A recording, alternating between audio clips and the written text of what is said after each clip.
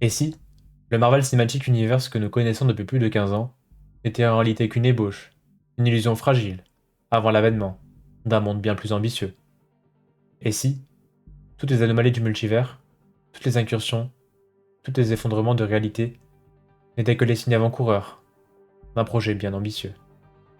Un projet non pas orchestré par Kang, ni par les anomalies cosmiques, mais bien par Victor Von Doom. Depuis plusieurs semaines, des insiders affirment que Avengers Doomsday réécrirait complètement la hiérarchie du MCU. Et parmi eux, un insider, Majesticus M, connu pour la précision de certaines de ses révélations, avance une théorie terrifiante. Doom serait en train de façonner un nouveau monde.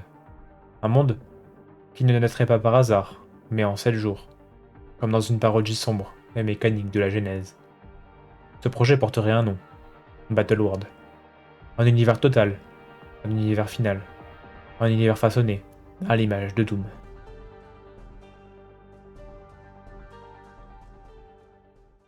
Tout commence avec Franklin Richards, le fils de Reed et Sue. Un enfant, mais surtout une entité vivante capable de créer des univers. Pour Doom, Franklin n'est pas un simple mutant, il est la clé du commencement de son nouveau monde. Le premier jour, Doom l'utiliserait pour modéliser un espace primordial, un vide parfait, la page blanche gigantesque sur laquelle il inscrira son monde. Il est même possible qu'il se serve de lui pour ramener Scarlet Witch, morte, dans Multiverse of Madness, une alliée, ou plutôt un outil, soigneusement réanimé. C'est alors que naît ainsi le point zéro de son nouveau monde, Battleworld. Le deuxième jour, Doom est à la recherche d'une énergie primordiale, car un univers, même vide, doit tenir en place. Alors, pour stabiliser sa création, il s'empare de deux artefacts que le MCU nous présente depuis des années comme mystérieux. Les anneaux de Shang-Chi, mais aussi les bracelets de Kamala Khan. Ces objets, liés au cosmos, à d'anciens voyageurs, ou même à une force encore inconnue, deviendraient entre les mains de Doom, un carburant divin.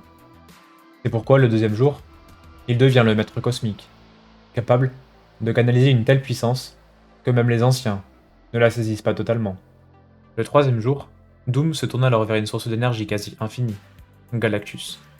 Car un monde stable nécessite forcément des fondations. Et dans les comics, Doom a déjà réussi à détourner la puissance du dévoreur des mondes. Mais ici, avec Franklin Richards à ses côtés, il pourrait reproduire cet exploit. Sans forcément détruire Galactus, mais s'il utilise Franklin, c'est pour le dépouiller de sa technologie, de son énergie, de son essence même, pour créer le cœur du Battleworld. Ainsi, le troisième jour marque un tournant. Le dévoreur des mondes devient alors un simple outil de création. Le quatrième jour, pour parachever son œuvre, Doom doit modeler la réalité elle-même. C'est ici que la résurrection probable de Wanda Maximoff prend alors tout son sens. Car Doom ne la ramène pas pour l'aider, mais bien pour la servir. Wanda, manipulée ou brisée, devient la main qui tord l'espace, replie les dimensions et fusionne les restes de réalité mourante. Le multivers s'étire, se compresse et finit par se superposer sous la volonté de Doom.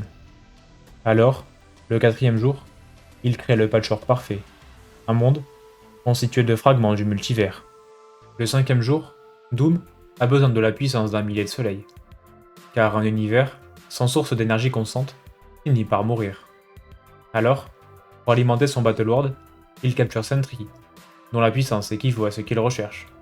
Sentry, instable et parfois incontrôlable, devient malgré lui le cœur lumineux du monde de Doom.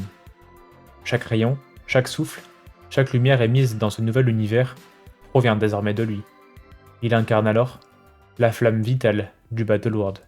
Le sixième jour, Doom part à la conquête du temps lui-même, et pour le contrôler, il se tourne vers Loki, devenu à la fin de sa série le dieu des histoires et gardien du multivers. Alors, si Doom s'empare des pouvoirs de Loki, il pourrait contrôler présent, passé et même futur. Alors, le sixième jour marqua le début de la grande incursion, les réalités s'écrasantes contre elles-mêmes. Et Doom demeure le seul survivant de ce qui survit. Le septième jour n'est plus un jour de création, c'est un jour de domination. Doom s'assoit sur son trône, il contemple son œuvre, il devient alors God Empereur Doom, souverain absolu d'un monde entièrement façonnés par sa main. Alors, c'est ainsi que le Battlelord est complet. Les héros qui ont survécu ne sont plus que des vestiges, des ombres de monde qui n'existent plus. Doom n'a pas sauvé le multivers. Il ne l'a pas reconstruit, il l'a remplacé.